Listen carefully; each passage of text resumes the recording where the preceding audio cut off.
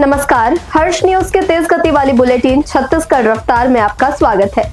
चलिए शुरू करते हैं क्षेत्रीय खबरों की तेज बुलेटिन छत्तीसगढ़ रफ्तार।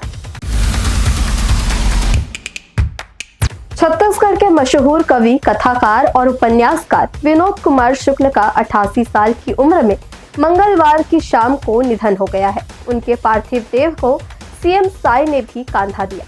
मशहूर कवि कुमार विश्वास भी उन्हें श्रद्धांजलि देने पहुंचे हैं। बता दें कि एक महीने पहले ही उन्हें भारत के सर्वोच्च साहित्यिक सम्मान ज्ञानपीठ पुरस्कार से नवाजा गया था। शुक्ल पिछले कुछ महीनों से बीमार चल रहे थे। उनका एम्स रायपुर में इलाज चल रहा था। साहित्यकार विनोद कुमार शुक्ल को ज्ञानपीठ के महाप्रबंधक RN तिवारी ने वाग्देवी की प्रतिभा और पुरस्कार का चेक सौंपकर उन्हें सम्मानित किया था। ज्ञानपीठ पुरस्कार पाने वाले वे छत्तीसगढ़ के पहले साहित्यकार हैं। पीएम मोदी ने भी विनोद कुमार शुक्ल के निधन पर दुख जताया है। छत्तीसगढ़ में वोटर लिस्ट के स्पेशल इंटेंसिव रिवीजन प्रोग्राम के तहत राज्य चुनाव आयोग ने ड्राफ्ट वोटर लिस्ट जारी कर दिया है। 1,84,95,920 वोटरों से एनरोलमेंट फॉर्म जमा किए गए थे। सर्वे के बाद वोटर लिस्ट से 27,34,817 वोटर्स के नाम काट दिए गए हैं।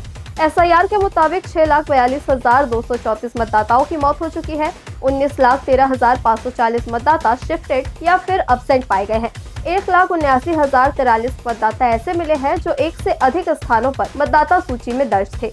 इन्हीं के नाम काटे गए हैं।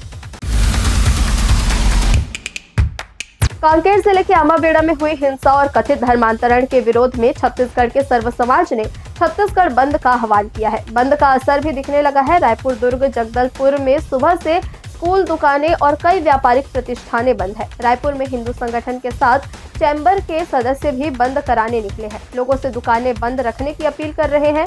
जगदलपुर में हिंदू संगठन धर्मांतरण के खिलाफ विरोध जता रहे हैं। लोगों से दुकानें बंद रखने की अपील भी कर रहे हैं। छत्तीसगढ़ के बिलासपुर सिरगिट्टी औद्योगिक क्षेत्र में फर्नीचर फैक्ट्री में हुई आगजनी में 2 लोगों की मौत हो गई। 23 दिसंबर को घटना के दौरान एक सुपरवाइजर अंदर फंसा था जो जलते हुए बाहर निकला। गंभीर हालत में तुरंत रायपुर में निजी अस्पताल में उसे ले जाया गया, जहां इलाज के दौरान उसने दम तोड़ दिया। वहीं एक अन्य मजदूर फैक्ट्री के अंदर ही फंस गया था। देर रात तक उसका पता नहीं चल सका था।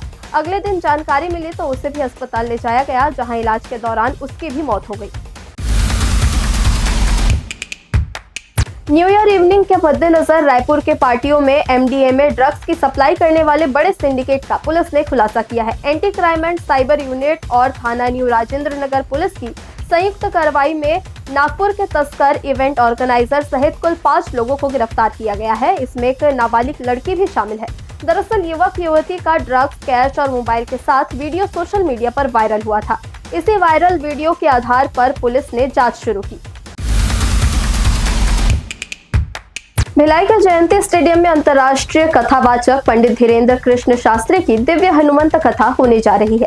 25 दिसंबर से 29 दिसंबर तक आयोजित कथा को लेकर दुर्ग यातायात पुलिस ने विस्तृत ट्रैफिक एडवाइजरी जारी की है। कथा के दौरान भिलाई में लाखों श्रद्धालुओं की भीड़ होगी। इसे देखते हुए ट्रैफिक पुलिस ने रूट चार्ट तैयार किया है। 25 दिसंबर से कथा खत्म होने तक जयंती स्टेडियम और आसपास के क्षेत्रों में भारी वाहनों का प्रवेश पूरी तरह से प्रतिबंधित रहेगा। साथ ही कई प्रमुख मार्गों पर डाइवर्जन लागू रहेगा। शादी और कई तरह के समारोह में केटरिंग का काम करने वालों पर GST विभाग ने जबरदस्त सख्ती की है। GST चोरी के इनपुट पर स्टेट GST के अफसरों ने रायपुर, दुर्ग, बिलासपुर और रायगढ़ के बड़े केटरर्स पर छापा मारा है। प्रारंभिक जांच में ही भारी गड़बड़ी पाई गई है। केटरर्स ने जिनके यहाँ काम किया उनके भुगतान की जानकारी दी गई। इतना ही नहीं, कई जगहों पर विभाग के अफसरों ने ग्राहक बनकर केटरिंग के काम का कोटेशन भी दिया। कोटेशन में दी गई कीमत और रिटर्न में दिखाई गई कीमत में बड़ा अंतर मिला। इसके बाद ही साबित हुआ कि केटरर्स लाखों की टैक्स चोरी कर रहे हैं। वित्तीय वर्ष 2024-25 के लिए लेट फीस के साथ इनकम टैक्स रिटर्न फाइल करने के महज 7 दिन का ही समय बचा है। ये काम आपको 31 दिसंबर से पहले ही कर लेना चाहिए। इसके बाद आप रिटर्न फाइल नहीं कर पाएंगे। जिससे नोटिस आने के साथ ही जुर्माना सहित अन्य कानूनी दिक्कतों का सामना करना पड़ सकता है।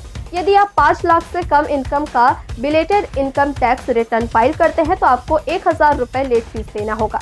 वहीं 5 लाख या उससे ज्यादा इनकम पर 5,000 रुपए की लेट फीस देनी होगी। मौसम विभाग के अनुसार अगले 24 घंटे में सरगुजा संभाग के कई जिलों में, बिलासपुर संभाग के कुछ हिस्सों में घना कोहरा छाने की संभावना है। अगले 3 दिनों में प्रदेश के न्यूनतम तापमान में 1 से 3 डिग्री सेल्सियस तक गिरावट आ सकती है। इसके बाद तापमान में कोई बड़ा बदलाव नहीं होने की संभावना है। ठंड से 4 शहरों का तापमान 10 डिग्री से नीचे चला गया है। मैनपाट में रात का पारा करीब 4 डिग्री, अंबिकापुर में 5.6 डिग्री, पेंड्रा में 7 डिग्री, दुर्ग में 9 डिग्री और रायपुर में 9.8 डिग्री रिकॉर्ड किया गया है। छत्तीसगढ़ रफ्तार की आज की बुलेटिन में बस इतना ही। अपने आसपास की खबरों से जुड़े रहने के लिए हमेशा बने रहे हर्ष न्यूज के साथ। नमस्कार।